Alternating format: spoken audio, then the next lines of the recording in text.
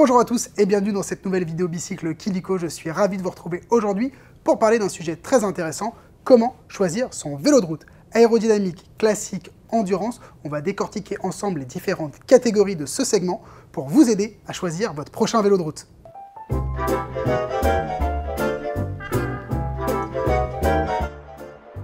Alors il fut un temps où choisir son vélo de route, c'était pas compliqué car il n'existait qu'une seule catégorie, le vélo en acier de course, qu'une seule géométrie. Mais les temps ont changé, maintenant vous allez pouvoir magasiner différentes géométries adaptées à différents usages et c'est pour ça qu'on va revenir directement au présent et je vais tout vous expliquer dans cette vidéo.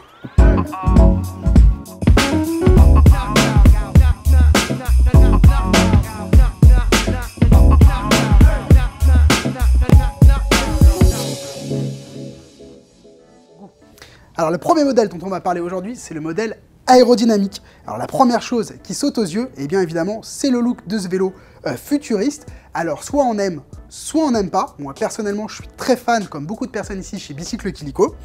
Alors comment on crée un vélo aérodynamique? Eh bien c'est grâce notamment à la fibre de carbone. Avant, avec les matériaux comme l'aluminium, c'était compliqué de faire des vélos aérodynamiques. Là aujourd'hui, les ingénieurs sont libres de créer les formes qu'ils souhaitent grâce à ce matériau et ça permet d'avoir des vélos comme ce Specialized Venge. Alors la particularité, et la première qui est importante parce qu'on va beaucoup parler de géométrie dans cette vidéo, eh bien c'est de parler de l'avant du vélo. C'est celui qui propose ce qu'on appelle le stack, ici, donc la hauteur qui est ici, la plus basse des trois vélos dont on va parler aujourd'hui. Également, la longueur ici va être la plus longue des trois. Pourquoi? C'est pour positionner le pilote du vélo dans la position la plus agressive et la plus aérodynamique dans une recherche de puissance. Donc évidemment, ce n'est pas donné à tout le monde de rouler sur un vélo comme celui-ci. Si vous êtes peu flexible par exemple, ce n'est peut-être pas le vélo idéal. En effet, ça demande une flexibilité de la hanche, du dos, également d'avoir des abdominaux suffisamment gainés pour pouvoir maintenir une position agressive pendant des heures. Donc c'est un vélo qui sera idéal pour les coursiers, pour les personnes qui font de la compétition, du critérium. Également, les triathlètes pourraient bénéficier de ce genre de vélo parce que ça vous fera deux vélos en un. Ce n'est pas rare de voir dans les triathlons des vélos aérodynamiques utilisés par des triathlètes qui viennent simplement rajouter des barres aérodynamiques sur l'avant plutôt que d'avoir un vélo dédié au triathlon et un vélo dédié au vélo de route. Autre personne qui pourrait être concernée, comme je disais tantôt, c'est la personne qui va pas forcément rouler très longtemps mais qui veut rouler très vite ou qui roule principalement dans un terrain plat ou peu vallonné.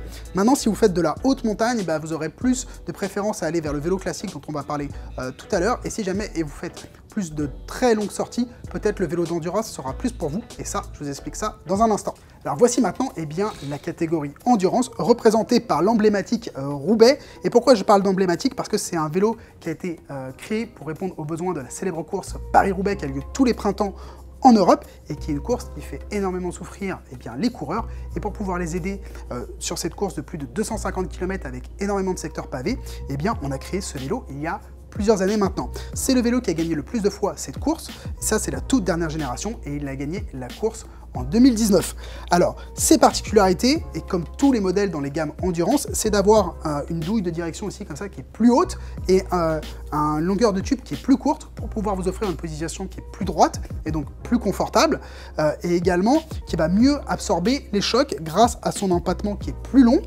Également, on a la possibilité d'avoir des pneus qui sont plus gros, donc ça va vous offrir plus de confort. Sur les classiques de printemps, on roule généralement avec du 28 mm voire du 30 mm et ici, on a une tolérance jusqu'à du 33. Donc ça vous offre même plus de polyvalence avec ce type de vélo puisque vous allez pouvoir vous aventurer sur des chemins de poussière de roche par exemple, des légers chemins de gravel si vous le souhaitez. Surtout que sur ce type de modèle, vous allez retrouver des évolutions technologiques comme notamment une petite suspension à l'avant avec 20 mm de débattement. Également une tige de selle à l'arrière avec une fixation qui est très basse. C'est fait exprès pour qu'elle puisse avoir de la flexion vers l'arrière pour vous offrir du confort. Et c'est un vélo qui va vous emmener très loin. Alors, à qui s'adresse ce vélo? À toutes les personnes quasiment peuvent être bien positionnées sur ce type de vélo. Si vous cherchez à faire des longues distances, si vous n'êtes pas quelqu'un qui fait de la compétition, c'est le vélo qu'il vous faut. C'est super polyvalent. Et l'autre avantage qu'il a, pendant longtemps, ce type de vélo a parfois eu la réputation d'être un vélo un peu lent. Il faut savoir que le Roubaix 2020, il est plus aérodynamique que le tarmac dont on va parler dans un instant. Preuve que ces vélos sont aussi performants que d'autres, simplement ils vous offrent plus de confort. Alors voici maintenant le vélo dit léger ou dit classique, je ne sais pas trop comment on peut l'appeler. C'est le vélo qui a toujours existé dans les gammes de vélos de tous les constructeurs. C'est l'héritier finalement du vélo en acier que je vous ai présenté au tout début de l'intro de cette vidéo. Et bien ça, c'est sa descendance tout simplement. Alors les caractéristiques de ce vélo, c'est un vélo de compétition, donc on va retrouver un petit peu comme sur le vélo aérodynamique, une position basse, allongée, mais moins extrême que sur le vélo aéro. C'est-à-dire qu'il y a plus de personnes qui vont pouvoir se positionner sur ce vélo. L'idée derrière le concept de ce vélo, c'est de pouvoir passer partout sur tous les terrains, le plat, la montagne, le vallonné, mais c'est le vélo de prédilection des grimpeurs, car c'est celui qui est le plus léger de toutes les gammes de vélos de route. Donc si vous êtes un adepte de montagne ou de haute montagne, gravir des cols avec ce vélo, c'est un pur bonheur.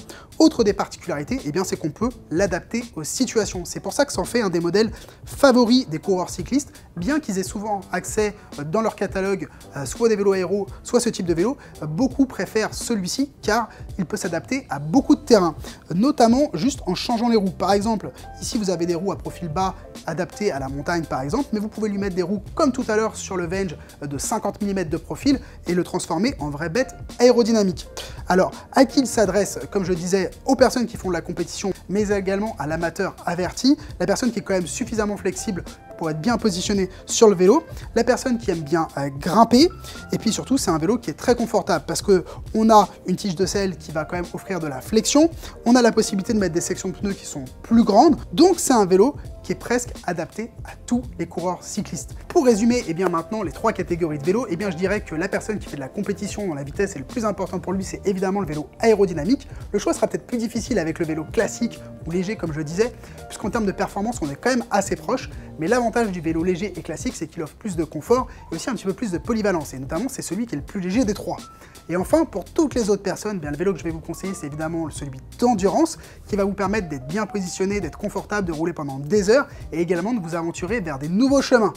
Maintenant, si vous avez des questions supplémentaires sur ce différents types de vélos, n'hésitez pas à nous les laisser dans les commentaires juste en dessous de cette vidéo. Et puis, si vous l'avez aimé, laissez-nous un pouce bleu, partagez cette vidéo avec vos amis, abonnez-vous à notre chaîne YouTube, et nous on se dit à très bientôt dans une prochaine vidéo Bicycle Kilico.